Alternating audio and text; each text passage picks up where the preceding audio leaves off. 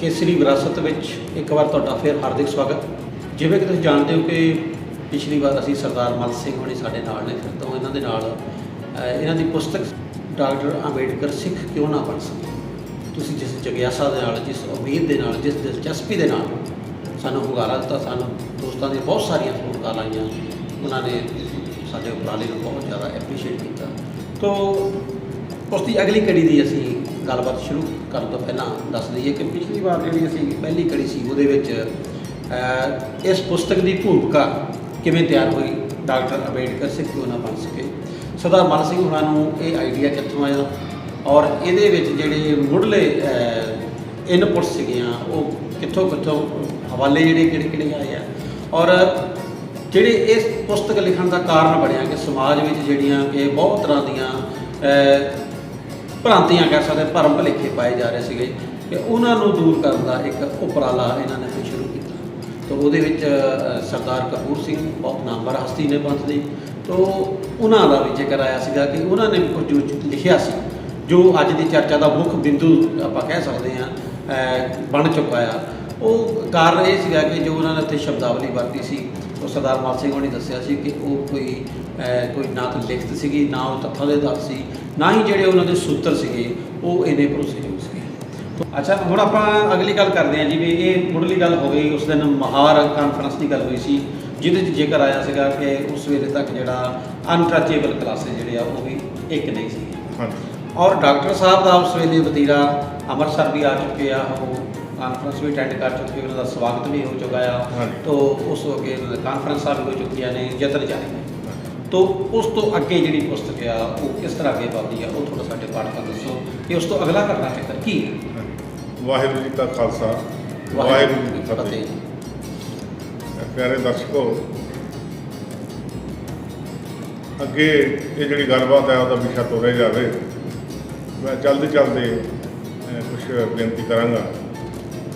आम तौर पर कई प्रचारक गाउण वाले या होर कई राइटर भी वो ये शब्द वरतते आ भी देखो जी बाबा साहब नूं दरबार साहब चों धक्के मार के बाहर कढ़ दिता तो मुड़ के वो इत्थे ना आ सके।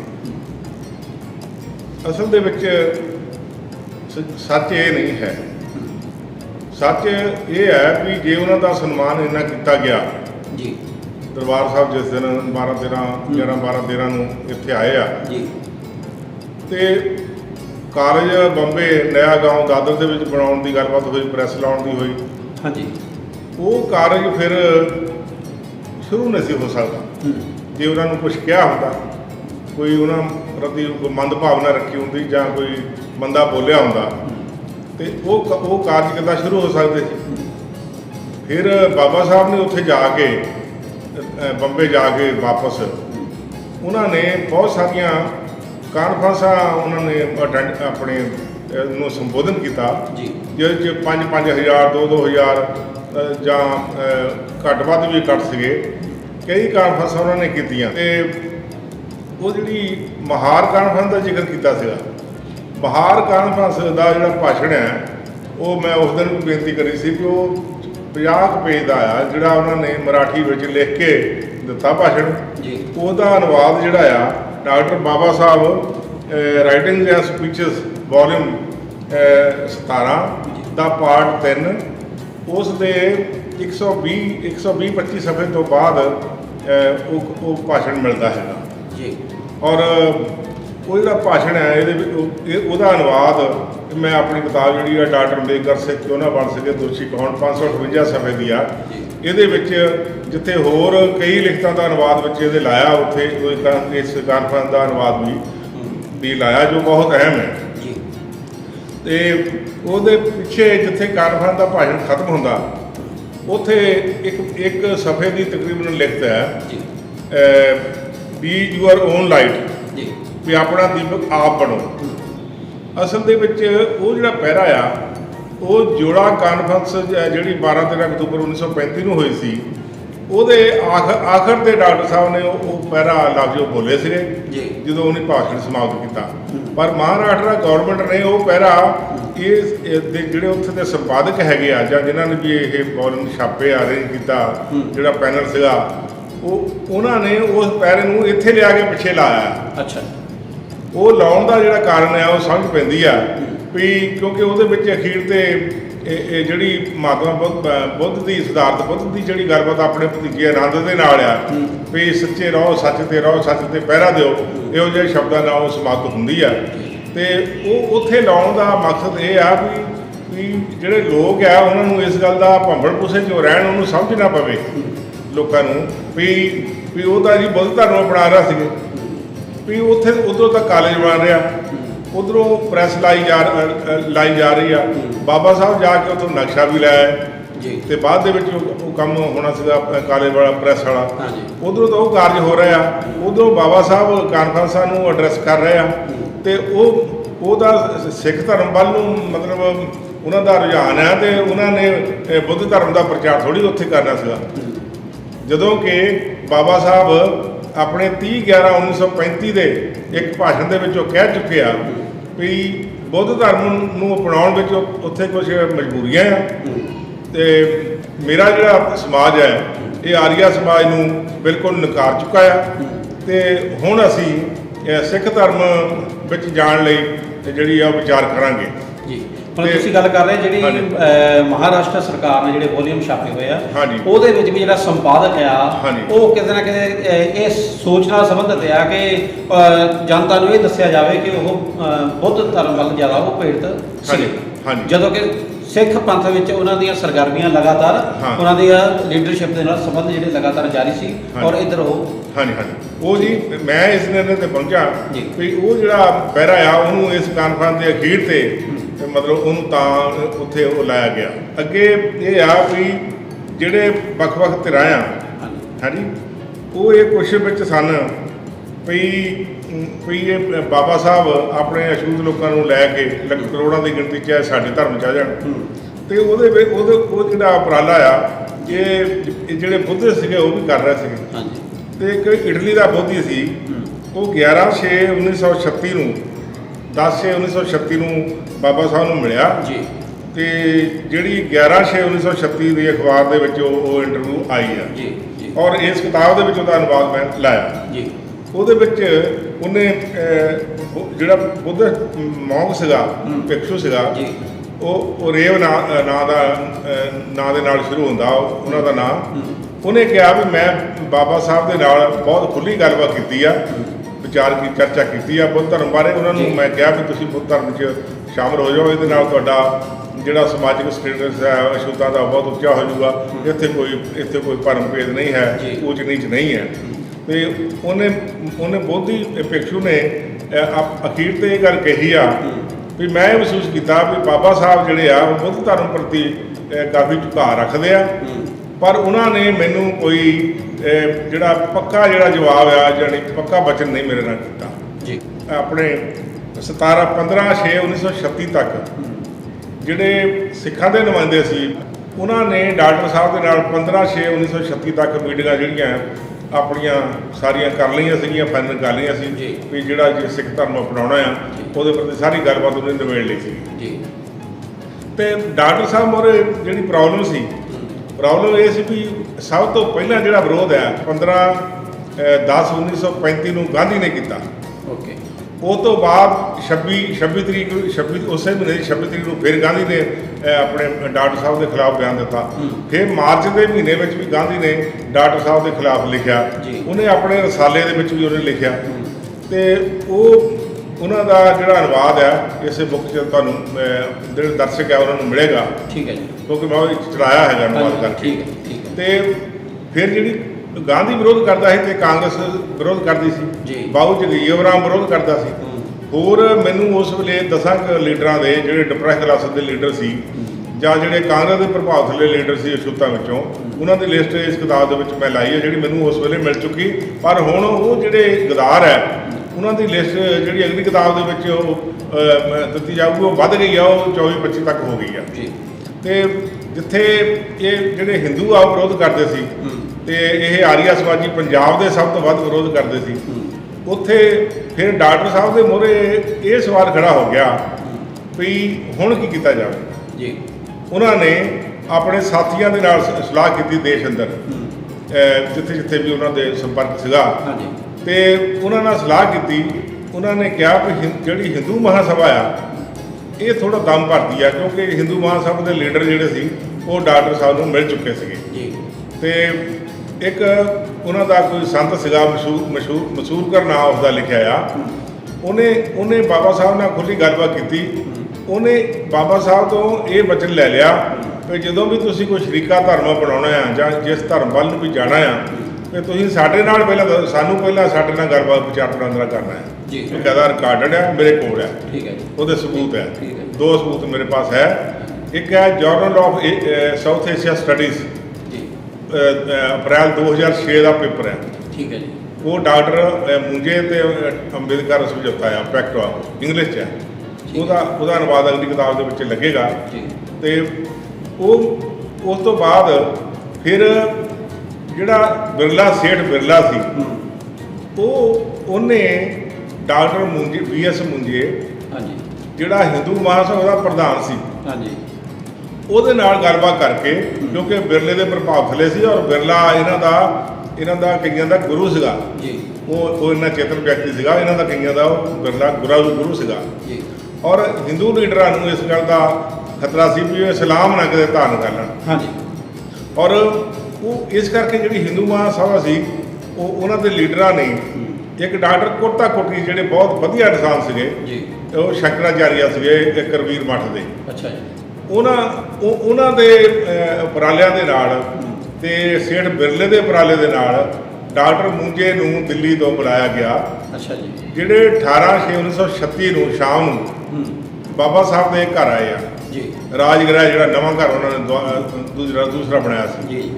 ਉੱਥੇ ਇੱਕ 2 ਵਿਅਕਤੀ ਹੋਰ ਸੀ। ਇੱਕ ਸੇਠ ਬਿਰਲਾ ਹੋਏਗਾ, ਇੱਕ ਵਿਅਕਤੀ ਹੋਰ ਹੋਏਗਾ, ਉਹਦਾ ਨਾਂ ਨਹੀਂ ਮਿਲ ਸਕਿਆ, ਪਰ ਉੱਥੇ ਲਿਖਿਆ ਵੀ 2 ਵਿਅਕਤੀ ਹਾਜ਼ਰ ਸੀਗੇ ਜੀ। ਉੱਥੇ ਫਿਰ ਜਿਹੜੀ ਗੱਲਬਾਤ ਆ ਮਤਲਬ 3 ਦਿਨ ਤੱਕ ਗੱਲਬਾਤ ਹੋਈ ਆ ਖੁੱਲ੍ਹੀ। ਤੇ ਜਦੋਂ ਉਹਨਾਂ ਨੇ ਡਾਕਟਰ ਸਾਹਿਬ ਨੂੰ ਨਾ ਸਾਰੀ ਗੱਲਬਾਤ ਕਰ ਲਈ ਤੇ ਫਿਰ ਉਹਨਾਂ ਨੇ ਇੱਕ ਸਮਝੌਤਾ ਲਿਖਤੀ ਸਮਝੌਤਾ ਕੀਤਾ। ਅੱਛਾ ਜੀ। ਉਹ ਜਿਹੜਾ ਲਿਖਤੀ ਸਮਝੌਤਾ ਆ ਕਈ ਸੁਣਨ ਵਾਲਿਆਂ ਨੂੰ ਥੋੜਾ ਜਿਹਾ ਇਲ ਫੀਲ ਹੋਊਗਾ, ਘਬਰਾਹਟ ਹੋਊਗੀ ਵੀ ਬਾਬਾ ਸਾਹਿਬ ਨੇ ਉਹਨਾਂ ਨਾਲ ਕਿੱਦਾਂ ਸਮਝੌਤਾ ਕਰ ਲਿਆ ਜੀ। ਪਰ ਉਸ ਸਮਝੌਤੇ ਦੇ ਸਬੂਤ ਹੈਗੇ ਆ। ਇੱਕ ਨਹੀਂ 4-5 ਸਬੂਤ ਹੈ ਜਿਨ੍ਹਾਂ ਨੂੰ ਨਕਾਰਿਆ ਨਹੀਂ ਜਾ ਸਕਦਾ। ਅੱਛਾ ਜੀ। ਸਭ ਤੋਂ ਪਹਿਲਾਂ ਜਿਹੜੀ ਬਾਬਾ ਆਪਣੇ Bhagwan Das senior advocate supreme court Delhi ਦੀ ਕਿਤਾਬ 10 ਸਪੋਕ ਅੰਬੇਦਕਰ ਵੋਲਿਊਮ 4 ਜੀ ਦਾ ਪੰਨਾ 294 ਤੋਂ ਲੈ ਕੇ 307 ਤੱਕ। ਠੀਕ ਹੈ ਜੀ। ਮੈਂ ਪਿੱਛੇ ਵੀ ਜ਼ਿਕਰ ਕੀਤਾ ਸੀ। ਹਾਂਜੀ। ਉਹਦੇ ਵਿੱਚ ਇਹ ਸਮਝੌਤਾ ਜਿਹੜਾ ਲੱਗਾ ਹੋਇਆ। ਠੀਕ ਹੈ ਜੀ। ਪਰ ਉਹ ਸਹੀ ਜਗ੍ਹਾ ਤੇ ਨਹੀਂਗਾ, ਕਿਉਂਕਿ ਉਹਨਾਂ ਨੇ ਉਹ ਅਖੀਰ ਤੇ ਲਾਇਆ। ਕਿਉਂ ਲਾਇਆ? ਕਿਉਂਕਿ ਇੱਕ ਉਹਦੇ 2 ਕਾਰਨ ਹੈ। ਇੱਕ ਤਾਂ ਇਹ ਆ ਕਿ ਉਹਨਾਂ ਨੇ ਉਹ ਬੁੱਕ ਜਿਹੜੀ ਆ ਬੁੱਧ ਧਰਮ ਦੇ ਲਿਆਏ ਖਤਮ ਕਰਨੀ ਸੀ। ਦੂਸਰਾ ਕਾਰਨ ਇਹ ਵੀ ਆ ਕਿ ਉਹਨਾਂ ਨੇ ਜਿੱਥੇ ਭਗਵਾਨ ਦਾਸ ਜੀ ਨੇ ਆਪਣਾ ਨਿਰਣਾ ਦਿੱਤਾ ਹੈ ਇਮਾਨਦਾਰੀ ਨਾਲ 236 ਸਫ਼ੇ ਤੇ, ਉੱਥੇ ਉਹ ਜਿਹੜਾ ਆ ਉਹ 8-7 ਸਫ਼ੇ ਦੀ ਲਿਖਦੇ ਆ 10 ਸਫ਼ੇ ਦੀ ਉਹ ਉੱਥੇ ਨਹੀਂ ਲਾਈ। ਉਹਦੇ ਨਾਲ ਜਿਹੜਾ ਪਾਠਕ ਆ ਉਹ ਭੰਬਲ ਭੁੱਸੇ 'ਚ ਪੈਂਦਾ ਵੀ ਇਹ ਕੀ ਚੀਜ਼ ਆ, ਉਹਨੂੰ ਪਤਾ ਨਹੀਂ ਲੱਗਦਾ। ਜਿੱਦਾਂ ਮੈਨੂੰ 30 ਸਾਲ ਪਹਿਲਾਂ ਨਹੀਂ ਪਤਾ ਲੱਗਾ। ਤੇ ਉਹ ਸਮਝੌਤਾ ਉਹਦੇ ਵਿੱਚ ਇੰਗਲਿਸ਼ ਦੇ ਵਿੱਚ ਹੈ। ਅੱਛਾ ਜੀ। ਉਹਦਾ ਅਨੁਵਾਦ ਇਸ ਕਿਤਾਬ 'ਚ ਹੈ ਜੀ। ਔਰ ਦੂਸਰਾ ਜਿਹੜਾ ਸਬੂਤ ਹੈ ਸੋਰਸ ਮਟੀਰੀਅਲ ਵੋਲਿਊਮ 1 ਜੀ। ਉਹ ਜਿਹੜਾ ਭਗਵਾਨ ਦਾਸ ਜੀ ਵਾਲਾ ਵੋਲਿਊਮ ਹੈ, ਕਿਉਂਕਿ ਉਹ ਫਟ ਚੁੱਕਾ ਆ, ਉਹ ਮੈਂ ਨਹੀਂ ਸਾਹਮਣੇ ਕਰ ਸਕਦਾ, ਬੰਨ੍ਹ ਕੇ ਰੱਖਿਆ। ਜਿਹੜਾ ਸੋਰਸ ਮਟੀਰੀਅਲ ਵੋਲਿਊਮ 1 ਹੈ ਮਹਾਰਾਸ਼ਟਰ ਗਵਰਨਮੈਂਟ ਨੇ ਛਾਪਿਆ ਆ। ਉਹਦਾ ਬਾਹਰਲਾ ਟਾਈਟਲ ਪੇਜ ਆ ਜੀ, ਆ ਰੰਗ ਆ ਉਹਦਾ। ਠੀਕ ਹੈ। ਔਰ ਕਿਉਂਕਿ ਇਹ ਥੋੜਾ ਜਿਹਾ ਖਸਤਾ ਸੀਗਾ, ਇਹਨੂੰ ਸਾਂਭਣ ਵਾਸਤੇ ਅੰਦਰ ਕੱਟ ਕੇ ਲਾ ਦਿੱਤਾ ਗਿਆ। ਠੀਕ। ਤੇ ਅੰਦਰਲਾ ਜਿਹੜਾ ਟਾਈਟਲ ਆ ਉਹ ਆ। ਠੀਕ ਹੈ। ਠੀਕ। ਸੋਰਸ ਮਟੀਰੀਅਲ ਵੋਲਿਊਮ 1 ਜੀ। ਇਹ 1982 ਦਾ ਇਹ ਕਿਤਾਬ 6 ਦਸੰਬਰ 1982 ਦਾ ਜਾਰੀ ਹੋਇਆ। ਠੀਕ ਹੈ। ਇਹਦਾ 147 ਸਫ਼ਾ ਕੱਢ ਲਈਏ, 147 ਸਫ਼ੇ ਤੇ ਸਮਝੌਤਾ ਲੱਗਾ ਹੈ। ਠੀਕ ਹੈ। 147 ਤੋਂ ਅੱਗੇ 65 ਤੱਕ ਚਲੇ ਜਾਈਏ, ਉਹ ਸਾਰਾ ਇਸ ਮਸਲੇ ਨਾਲ ਸੰਬੰਧਿਤ ਇਹਦੇ ਵਿੱਚ ਜਾਣਕਾਰੀ ਹੈ ਇੰਗਲਿਸ਼ ਦੇ ਵਿੱਚ। ਠੀਕ ਹੈ। ਇਹਦਾ ਅਨੁਵਾਦ ਜਿਹੜਾ ਹੈ ਸੋਰਸ ਮਟੀਰੀਅਲ ਦਾ ਇਹਦੇ 20-25 ਪੇਜ ਆ ਤਕਰੀਬਨ, ਉਹਨਾਂ ਦਾ ਅਨੁਵਾਦ ਇਸ ਮੈਂ ਆਪਣੀ ਕਿਤਾਬ ਦੇ ਵਿੱਚ ਠੀਕ ਹੈ ਜੀ ਦਰਜ ਕੀਤਾ ਆ। ਹਾਂਜੀ। ਤੇ 2 ਸਬੂਤ ਹੋ ਗਏ। ਹਾਂ ਤੀਸਰਾ ਸਬੂਤ ਹੈਗਾ ਆ ਮਹਾਰਾਸ਼ਟਰ ਗਵਰਨਮੈਂਟ ਦਾ ਵੋਲਿਊਮ ਜੀ ਡਾਕਟਰ ਬਾਬਾ ਸਾਹਿਬ ਅੰਬੇਦਕਰ ਹਾਂ ਰਾਈਟਿੰਗ ਐਂਡ ਸਪੀਚਸ ਠੀਕ ਹੈ ਜੀ ਵੋਲਿਊਮ 17 17 ਨੰਬਰ ਵੋਲਿਊਮ ਦਾ ਪਾਰਟ 1 ਜੀ ਇਹਦੇ ਵਿੱਚ ਆਪਾਂ 235 ਸਫ਼ੇ ਤੇ ਚਲੇ ਜਾਈਏ ਜੀ ਤਾਂ ਇਸ ਮਸਲੇ ਨਾਲ ਸੰਬੰਧਿਤ ਇਹ 235 ਸਫ਼ੇ ਤੋਂ ਸ਼ੁਰੂ ਹੁੰਦਾ ਹੈਗਾ ਜੀ remove basis of Smriti religion ਤੇ ਇੱਥੋਂ ਸ਼ੁਰੂ ਹੁੰਦਾ ਆ ਤੇ ਅੱਗੇ ਇਹਨੂੰ 478 ਸਫ਼ੇ ਤੱਕ ਇਹਨੂੰ ਖਿਲਾਰ ਦਿੱਤਾ ਗਿਆ ਜੀ ਜਾਣੀ ਇੱਕ ਥਾਂ ਜਿਹੜਾ ਸਮਝੌਤੇ ਦਾ ਵਿਸ਼ਾ ਹੈ ਹਾਂ ਉਹ ਜਿਹੜਾ ਜੀ। ਹਾਂ ਹੂੰ। ਉਹ ਜਿਹੜਾ ਸਮਝੌਤੇ ਦੀ ਲਿਖਤ ਆ ਹੂੰ। ਜਾਂ ਡਾਕਟਰ ਸਾਹਿਬ ਨੇ ਉੱਤੇ ਇਤਰਾਜ਼ ਕੀਤਾ ਹੂੰ ਤੇ ਉਹ ਇਹ ਉਹਨੂੰ 478 ਸਫ਼ੇ ਤੱਕ ਅੱਗੇ ਲਿਜਾ ਕੇ ਖਿਲਾ ਦਿੱਤਾ ਹੂੰ ਤੇ ਔਰ ਉਹ ਇਕੱਲਾ ਖਿਲਾਰਿਆ ਹੀ ਨਹੀਂ ਹੈ, ਉਹਦੀ ਲੱਤ ਕਿਤੇ ਲਾਤੀ ਆ, ਬਾਂਹ ਕਿਤੇ ਲਾਤੀ, ਸਿਰ ਕਿਤੇ ਲਾਤਾ, ਧੜ ਕਿਤੇ ਲਾਤੀ ਅੱਛਾ ਤੇ ਡਾਕਟਰ ਸਾਹਿਬ ਦੇ ਜਿਹੜੇ ਇਤਰਾਜ਼ ਕੀਤੇ ਆ ਉਹਨੂੰ ਵੀ ਕਿਸ ਤਰ੍ਹਾਂ ਭੰਨ ਤੋੜ ਕੇ ਜੀ। ਇਹ ਲਾਇਆ। ਉਹ ਮੈਂ ਇਸ ਕਾਰਵਾਈ ਦੀ ਆਲੋਚਨਾ ਮੈਂ ਆਪਣੀ ਕਿਤਾਬ ਦੇ ਵਿੱਚ 2 ਸਫ਼ਿਆਂ ਦੀ ਲਾਈ ਆ ਜੀ ਜੀ ਤੇ ਲੇਕਿਨ ਅੱਛਾ ਹੁਣ ਆਪਾਂ ਆ ਜਾਈਏ ਜੀ ਹਿੰਦੂ ਮਹਾਸਭਾ ਦੇ ਨਾਲ ਜਿਹੜਾ ਸਮਝੌਤਾ ਹੋਇਆ ਸੀ ਹਾਂਜੀ। ਉਹਦਾ ਸਾਰ ਕੀ ਹੈ ਸਮਝੌਤੇ ਹਾਂਜੀ, ਦਾ ਉਹਦਾ ਸਾਰ। ਉਹ ਥੋੜਾ ਹਾਂਜੀ। ਆਪਾਂ ਦਰਸ਼ਕਾਂ ਨੂੰ ਦੱਸ ਦਈਏ ਹਾਂਜੀ ਹੁਣ ਜਿੱਦਾਂ ਉਹ ਸਾਰਾ ਪੜ੍ਹੀਏ ਜੀ ਤੇ ਫਿਰ ਤਾਂ ਟਾਈਮ ਜਿਹੜਾ ਆ ਉਹ ਮਤਲਬ ਜ਼ਿਆਦਾ ਲੱਗ ਸਕਦਾ। ਕੋਈ ਨਹੀਂ ਫਿਰ ਵੀ ਜਿਹੜੇ ਮੁੱਖ ਪੁਆਇੰਟ ਨੇ ਉਹ ਹਾਂਜੀ ਜੋ ਪਰ ਜਿਹੜੇ ਮੁੱਖ ਪੁਆਇੰਟ ਆ ਹਾਂਜੀ ਉਹ ਹੀ ਮੈਂ ਬੋਲਣ ਦੀ ਕੋਸ਼ਿਸ਼ ਕਰੂੰਗਾ। ਹਾਂਜੀ ਰਾਓ ਬਹਾਦਰ MC ਰਾਜਾ ਨੂੰ ਡਾਕਟਰ BS ਮੁੰਜੇ ਪ੍ਰਧਾਨ ਹਿੰਦੂ ਮਹਾਸਭਾ ਦਾ ਦਿੱਲੀ ਤੋਂ ਮਿਤੀ 30/6/1936 ਦਾ ਪੱਤਰ। ਹੂੰ ਇਹ ਭਗਵਾਨ ਦਾਸ ਵਾਲੀ ਕਿਤਾਬ ਚੋਂ ਆਇਆ ਜੀ ਜੀ ਇਹ ਜਿਹੜਾ ਮੈਂ ਪੜ੍ਹਨ ਲੱਗਾ ਹਾਂਜੀ ਇਹ ਤਕਰੀਬਨ ਸਾਰਿਆਂ ਦੇ ਵਿੱਚ ਹੀ ਇਹ ਚੀਜ਼ ਹੈ। ਹੂੰ ਬੰਬਈ ਤੋਂ ਮਿੱਤਰਾਂ ਦੇ ਜ਼ਰੂਰੀ ਸੁਨੇਹਿਆਂ ਤੇ ਅਤੇ ਸ੍ਰੀਮਾਨ ਸੇਠ ਜੁਗਲ ਕਿਸ਼ੋਰ ਬਿਰਲਾ ਦੇ ਡਾਕਟਰ ਭੀਮ ਰਾਓ ਅੰਬੇਦਕਰ ਨਾਲ ਇੱਕਮਤ ਹੋਣ ਨਾਲ ਮਿਤੀ 18 ਜੂਨ 1936 ਨੂੰ ਮੈਨੂੰ ਬੰਬਈ ਜਾਣ ਦਾ ਮੌਕਾ ਮਿਲਿਆ। ਜੀ ਡਾਕਟਰ ਅੰਬੇਦਕਰ ਨੇ ਉੱਥੇ ਮੇਰੇ ਨਾਲ 3 ਦਿਨ ਤੱਕ ਲੰਬੀਆਂ ਗੱਲਾਂ ਬਾਤਾਂ ਕੀਤੀਆਂ। ਆਖਰਕਾਰ ਉਸ ਦੀ ਹਿੰਦੂਵਾਦ ਵਿਰੁੱਧ ਬਗਾਵਤ ਦਾ ਅਪਣਤ ਵਾਲੇ ਫਾਰਮੂਲੇ ਦੇ ਸਮਝੌਤੇ ਦਾ ਲਿਖਤੀ ਖਰੜਾ ਤਿਆਰ ਕੀਤਾ ਗਿਆ। ਅੱਛਾ ਜੀ ਡਾਕਟਰ ਅੰਬੇਦਕਰ ਇਹਦੇ ਨਾਲ ਪੂਰੀ ਤਰ੍ਹਾਂ ਸਹਿਮਤ ਹੁੰਦੇ ਹਨ ਹੂੰ ਤੇ ਇਹ BS ਮੁੰਜੇ ਆਪ ਲਿਖਦਾ ਆ। ਅੱਛਾ ਜੀ ਉਹ ਜਿਹੜਾ ਫਾਰਮੂਲਾ ਆ ਉਹ ਹੇਠਾਂ ਦਿੱਤਾ ਜਾਂਦਾ ਹੈ ਜੀ ਤੇ ਉਹਦੇ ਜੇਕਰ ਡਾਕਟਰ ਅੰਬੇਦਕਰ ਆਪਣੇ ਫੈਸਲੇ ਦੀ ਘੋਸ਼ਣਾ ਕਰਨ ਹੂੰ ਕਿ ਉਹ ਅਤੇ ਉਹਦੇ ਚੇਲੇ ਇਸਲਾਮ ਅਤੇ ਈਸਾਈਅਤ ਨਾਲੋਂ ਪਹਿਲ ਦੇ ਕੇ ਹੂੰ ਸਿੱਖ ਜੋ ਬਣਾਉਣ ਨੂੰ ਤਿਆਰ ਕੀਤੇ ਜਾਂਦੇ ਹਨ ਹਾਂ ਅਤੇ ਇਸ ਕਦਰ ਉਹ ਹਿੰਦੂਆਂ ਅਤੇ ਸਿੱਖਾਂ ਨਾਲ ਹੂੰ ਉਹਨਾਂ ਦੇ ਸੱਭਿਆਚਾਰ ਵਿੱਚ ਪ੍ਰਚਾਰ ਕਰਦਿਆਂ ਇਮਾਨਦਾਰੀ ਅਤੇ ਸੁਹਿਰਦਤਾ ਨਾਲ ਸਹਿਯੋਗ ਦੇਣਗੇ ਹੂੰ ਅਤੇ ਮੁਸਲਿਮ ਲਹਿਰ ਲਈ ਦੱਬੀਆਂ ਕੁਚਲੀਆਂ ਜਾਤਾਂ ਨੂੰ ਮੁਸਲਮਾਨਾਂ ਦੀ ਪੜਤ ਘੇਰੇ ਵਿੱਚ ਖਿੱਚਣ ਦੇ ਵਿਰੋਧ ਵਿੱਚ ਕੰਮ ਕਰਨਗੇ ਜੀ ਅਤੇ ਉਹਨਾਂ ਦੇ ਆਪਣੇ ਵਿਚਾਰ ਅਨੁਸਾਰ ਹਿੰਦੂ ਸਭਿਅਤਾ ਵਿੱਚ ਰਹਿਣ ਲਈ ਸਹਿਮਤ ਹੁੰਦਿਆਂ ਹਿੰਦੂ ਮਹਾਸਭਾ ਨੂੰ ਇੱਕ ਐਲਾਨ ਕਰਨ ਲਈ ਤਿਆਰ ਕੀਤਾ ਜਾਵੇਗਾ ਕਿ ਇਹ ਇਤਰਾਜ਼ ਨਹੀਂ ਕਰੇਗੀ। ਨੰਬਰ 1 ਦੱਬੀਆਂ ਕੁਚਲੀਆਂ ਜਾਤਾਂ ਸਿੱਖੀਜ਼ਮ ਵੱਲ ਨੂੰ ਧਰਮ ਬਦਲੀ ਕਰਨ। 2 ਨਵੇਂ ਸਿੱਖਾਂ ਨੂੰ ਸ਼ਡਿਊਲ ਕਾਸਟਾਂ ਅਨੁਸੂਚਿਤ ਜਾਤੀਆਂ ਦੀ ਸੂਚੀ ਵਿੱਚ ਦਾਖਲਾ। 3 ਦੱਬੀਆਂ ਕੁਚਲੀਆਂ ਜਾਤਾਂ ਦੁਆਰਾ ਪੂਨਾ ਪੈਕਟ ਦੇ ਰਾਜਨੀਤਿਕ ਹੱਕਾਂ ਦਾ ਗੈਰ ਸਿੱਖਾਂ ਹਿੰਦੂਆਂ ਈਸਾਈਆਂ ਅਤੇ ਮੁਸਲਮਾਨਾਂ ਅਤੇ ਦੱਬੀਆਂ ਕੁਚਲੀਆਂ ਜਾਤਾਂ ਤੋਂ ਧਰਮ ਬਦਲ ਕੇ ਆਏ ਨਵੇਂ ਸਿੱਖਾਂ ਦਰਮਿਆਨ ਆਜ਼ਾਦ ਮੁਕਾਬਲੇ ਦੁਆਰਾ ਆਨੰਦ ਮਾਣਨਾ ਜਿਵੇਂ ਪੂਨਾ ਪੈਕਟ ਦੇ ਅਧੀਨ ਦਿੱਤੇ ਗਏ ਹਨ। ਤੇ ਉਹ ਤੋਂ ਅੱਗੇ ਉਹ 22 ਤਰੀਕ ਨੂੰ ਉਹ ਸਮਝੌਤੇ ਦੀ ਕਾਪੀ ਲੈ ਕੇ ਚਲੇ ਗਿਆ। ਇਹਦਾ ਭਾਵ ਇਹ ਆ ਵੀ ਉਹਨੇ ਕਿਹਾ ਵੀ ਮੈਂ ਇਹ ਹਿੰਦੂ ਮਹਾਸਭਾ ਵੀ ਅੱਗੇ ਰੱਖੂੰਗਾ ਜਿਹੜੀ ਉਹਨਾਂ ਦੀ ਜਥੇਬੰਦੀ ਆ ਜੀ ਤੇ ਉਹ ਇਹਦੇ ਲਈ ਉਹ ਸਹਿਮਤ ਹੋਣਗੇ ਤੇ ਡਾਕਟਰ ਅੰਬੇਦਕਰ ਸਿੱਖ ਧਰਮ ਅਪਣਾਉਣ ਦਾ ਐਲਾਨ ਕਰਨਗੇ ਤੇ ਉਹਨਾਂ ਨੂੰ ਇਤਰਾਜ਼ ਕੋਈ ਨਹੀਂ ਹੋਊਗਾ। ਤਾਂ ਉਹ ਉਹਦੀ ਕਾਪੀ ਲੈ ਕੇ ਚਲੇ ਗਿਆ।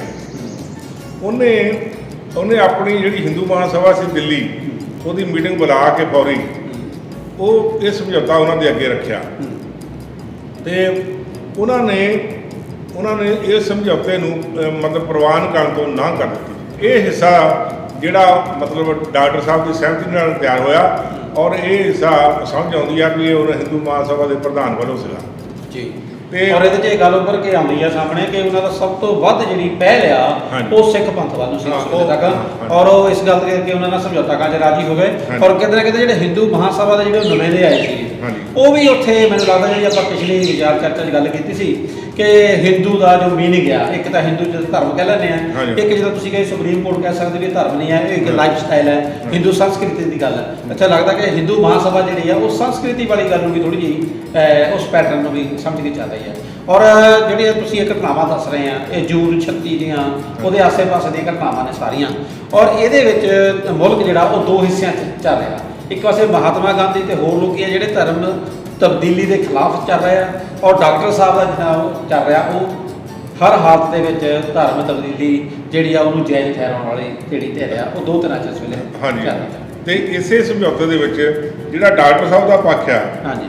ਇਹ ਮਤਲਬ ਚਾਰ ਪੰਜ ਸਫ਼ੇ ਦਾ ਆ। ਅੱਛਾ ਜੀ। ਉਹ ਹੁਣ ਜੇ ਪੜ੍ਹੀਏ ਤਾਂ ਸਮਾਂ ਜਿਹੜਾ ਆ ਉਹਦੀ ਮੁੱਖ ਗੱਲ ਹਾਂਜੀ। ਸਾਂਝੀ ਕਰ ਦਿਓ ਕੀ ਉਹਦੇ ਵਿੱਚ ਮੁੱਖ ਗੱਲ ਇਹ ਆ, ਜੀ। ਉਹਨੇ ਕਿਹਾ ਵੀ ਭਾਰਤ ਵਿੱਚ ਤਿੰਨ ਧਰਮ ਹੈ, ਜੀ ਇੱਕ ਈਸਾਈਅਤ, ਇੱਕ ਇਸਲਾਮ ਤੇ ਇੱਕ ਆਪਣੇ ਸਿੱਖ ਧਰਮ। ਜੀ। ਉਹਨੇ ਕਿਹਾ ਵੀ ਜੇ ਅਸੀਂ ਇਸਲਾਮ ਤੇ ਕ੍ਰਿਸਚੈਨਿਟੀ ਪੜਾਉਂਦੇ ਆ, ਉਹ ਸਾਨੂੰ ਸਭ ਕੁਝ ਦੇ ਸਕਦੇ ਆ। ਤੇ ਈਸਾਈਆਂ ਦੇ ਸੰਸਾਰ 'ਚ ਬੜੀਆਂ ਗੌਰਮੈਂਟਾਂ ਪਈਆਂ, ਇੱਥੇ ਵੀ ਕਿਉਂਕਿ ਅੰਗਰੇਜ਼ ਆ ਉਹਨਾਂ ਦੇ ਸੀ ਈਸਾਈ ਧਰਮ ਨਾਲ ਸੰਬੰਧਿਤ ਸੀਗੇ, ਤੇ ਉਹ ਸਾਨੂੰ ਮਾਲਤਾਨ ਪੱਖੋਂ ਕੋਈ ਘਾਟ ਨਹੀਂ ਰਹਿਣ ਦੇਣ ਲੱਗੇ। ਪਰ ਇੱਥੇ ਈਸਾਈਆਂ ਦੀ ਗਿਣਤੀ ਫਿਰ 5 ਕਰੋੜ ਹੋ ਜਾਣੀ ਆ, ਜਿਹੜਾ ਅੰਗਰੇਜ਼ਾਂ ਦਾ ਜਿਹੜਾ ਦਬਦਬਾ ਆ ਉਹ ਇਸ ਦੇਸ਼ ਵਿੱਚ ਹੋ ਜਾਊਗਾ। ਔਰ ਨਾਲ ਹੀ ਅਸੀਂ ਵਿਦੇਸ਼ੀ ਮਤਲਬ ਸਾਡੀ ਜਿਹੜੀ ਨੈਸ਼ਨੈਲਿਟੀ ਆ, ਮਤਲਬ ਉਹ ਭਾਵੇਂ ਇੰਡੀਅਨ ਹੈ ਪਰ ਸਾਨੂੰ ਵਿਦੇਸ਼ੀ ਮੰਨ ਲਿਆ ਜਾਣਾ। ਆਉਣ ਵਾਲੇ ਸਮੇਂ 'ਚ ਇਹ ਇਲਜ਼ਾਮ ਲਾਉਣਗੇ ਵੀ ਇੱਥੇ ਦੇ ਨਹੀਂ। ਔਰ ਇਸੇ ਤਰ੍ਹਾਂ ਉਹਨੇ ਕਿਹਾ ਵੀ ਜਿਹੜੇ ਮੁਸਲਮਾਨ ਆ ਉਹ ਗਿਣਤੀ ਦੇ ਵਿੱਚ ਬਹੁਤ ਵੱਡੀ ਗਿਣਤੀ 'ਚ ਆ ਜੀ। ਤੇ ਉਹ ਸਾਡੀ ਸਾਰੇ ਦੇਸ਼ ਅੰਦਰ ਜਿਹੜੇ ਧਰਮ ਤਬਦੀਲ ਕਰਨਗੇ, ਸਾਡਾ ਭਾਈਚਾਰਾ ਕਰੇਗਾ, ਉਹ ਉਹਨਾਂ ਦੇ ਹੱਕ 'ਚ ਵੀ ਉਹ ਖੜੇ ਹੋ ਸਕਦੇ ਆ ਜਿੱਥੇ ਕੋਈ ਦੁੱਖ ਦਰਦ ਹੋਏਗਾ ਜਾਂ ਕੋਈ ਦੰਗਾ ਫਸਾਦ ਹੋਏਗਾ।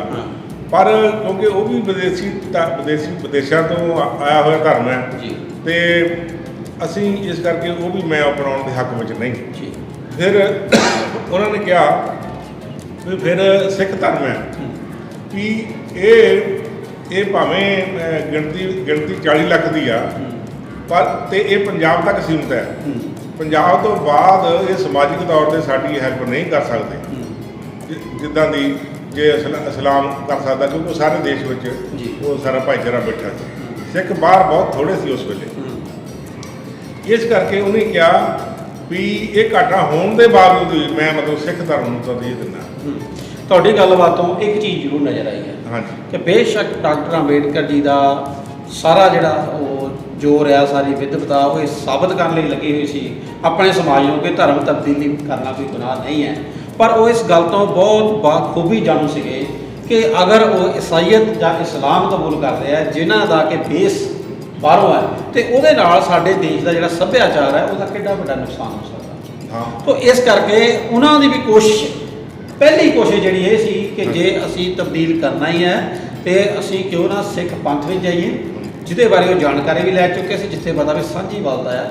ਮਤਲਬ ਇਹ ਗੱਲ ਤੁਹਾਡੀ ਗੱਲ ਤੋਂ ਉੱਪਰ ਦੇ ਸਾਹਮਣੇ ਆਈ ਹੈ ਕਿ ਉਹ ਜੇ ਕਰਨਾ ਚਾਹੁੰਦੇ ਸੀ ਤੇ ਸਭ ਤੋਂ ਪਹਿਲ ਜਿਹੜੀ ਸੀ ਉਹਨਾਂ ਦੀ ਉਹ ਸਿੱਖ ਪੰਥ ਸੀ। ਹਾਂ, ਉਹਨਾਂ ਨੇ ਲਿਖਿਆ ਵੀ ਆ ਜੀ ਵੀ ਮੈਂ ਚਾਹੁੰਦਾ ਵੀ ਮੇਰੀ ਜਿਹੜੀ ਕੌਮ ਹੈ ਇੱਕ ਤਾਕਤਵਰ ਕੌਮ ਦੇ ਵਿੱਚ ਘੁਲ ਮਿਲ ਜਾਵੇ। ਜੀ ਹਾਂਜੀ। ਤੇ ਉਹ ਸਿੱਖ ਧਰਮ ਸੀਗਾ ਉਹਨਾਂ ਦੀ ਨਜ਼ਰਾਂ 'ਚ। ਇਹ ਗੱਲਾਂ ਸਾਰੀਆਂ ਮਤਲਬ ਕੁਝ ਜਿਹੜੇ ਲੀਡਰ ਉਹ ਜ਼ਰੂਰ ਚਾਹੁੰਦੇ ਸੀ, ਡਾਕਟਰ ਸਾਹਿਬ ਜ਼ਰੂਰ ਚਾਹੁੰਦੇ ਸੀ ਖੇਵਾ ਲਵਾਉਣਾ, ਪਰ ਜਿਵੇਂ ਤੁਸੀਂ ਵੱਖ-ਵੱਖ ਲਿਖਤਾਂ ਦੇ ਹਵਾਲੇ ਦਿੱਤੇ ਨੇ, ਇਹਦੇ ਵਿੱਚ ਲੇਖਕਾਂ ਨੇ ਔਰ ਸੰਪਾਦਕਾਂ ਨੇ ਉਹਨਾਂ ਨੂੰ ਇਸ ਢੰਗ ਨਾਲ ਚੀਜ਼ ਲਿਖੀ ਹੈ ਤਾਂ ਕਿ ਉਹਦੇ ਵਿੱਚੋਂ ਇਹ ਨਾ ਆ ਜਾਏ ਕਿ ਜਿਹੜੀ ਡਾਕਟਰ ਅੰਬੇਦਕਰ ਸਾਹਿਬ ਆ ਉਹਨਾਂ ਨੂੰ ਸਿੱਖੀ ਦੀ ਖੁਸ਼ਬੂ ਜਿਹੜੀ ਆ ਉਹ ਆ ਚੁੱਕੀ ਸੀ। ਹਾਂਜੀ। ਠੀਕ, ਉਹ ਅਗਲੀ ਕੜੀ ਲੈ ਕੇ ਜਲਦੀ ਹਾਜ਼ਰ ਹੋਵਾਂਗੇ ਤੇ ਅਸੀਂ ਉਮੀਦ ਕਰਦੇ ਹਾਂ ਕਿ ਗੱਲ ਪਸੰਦ ਆਏਗੀ। ਅਗਰ ਪਸੰਦ ਆ ਗਈ ਹੈ ਤਾਂ ਇਸ ਸਾਡੀ ਗੱਲਬਾਤ ਨੂੰ ਲਾਈਕ ਕਰ ਲੈਣਾ, ਇਹ 'ਤੇ ਕਮੈਂਟ ਕਰਕੇ ਆਪਣੀ ਰਾਏ ਜ਼ਰੂਰ ਦੇਣੀ ਹੈ, ਔਰ ਜੇ ਕੋਈ ਸਵਾਲ ਹੈ ਤੇ ਉਹ ਵੀ ਸਾਡੇ ਕਮੈਂਟ ਬਾਕਸ ਜ਼ਰੂਰ ਲਿਖਣਾ ਤਾਂ ਕਿ ਅਸੀਂ ਸਰਦਾਰ ਮੱਲ ਸਿੰਘ ਉਹਨਾਂ ਕੋਲੋਂ ਉਸ ਸਵਾਲ ਦੇ ਉੱਤੇ ਕਲੈਰੀਫਿਕੇਸ਼ਨ ਲੈ ਸਕੀਏ, ਉਹਦਾ ਜਵਾਬ ਲੈ ਸਕੀਏ। ਸਾਡੇ ਮਨ ਵਿੱਚ ਕਿਸੇ ਤਰ੍ਹਾਂ ਦਾ ਭੁਲੇਖਾ ਨਹੀਂ ਰਹਿ ਜਾਣਾ ਚਾਹੀਦਾ। ਬਹੁਤ ਬਹੁਤ ਧੰਨਵਾਦ। ਮਿਲਦੇ ਹਾਂ ਅਗਲੀ ਕੜੀ ਵਿੱਚ। ਧੰਨਵਾਦ।